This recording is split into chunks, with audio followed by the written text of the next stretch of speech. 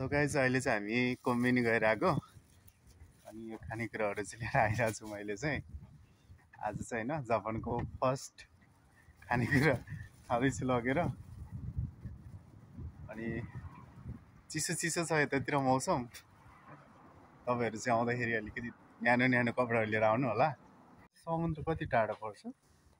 गुरुममा त नजिकै हो 15 मिनेटमा पुग्छ साइकलमा चाहिँ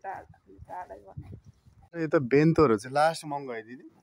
साकुरा हेर्न पाइन्छ भनेको पाएन हामी चाहिँ ढिला भएछौँ हामी झन्डै 1 महिना 15 दिन जस्तो ढिला भएछ मैले बेन्तो लिएर आइसकेको छु है अनि त्यसपछि यहाँ हिट गर्दैछु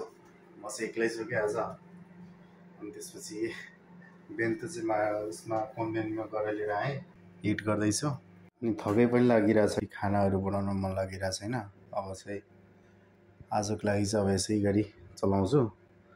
भोलिदेखि चाहिँ टक्क हैन बनाउनु पर्यो आफै अनि खानु पर्यो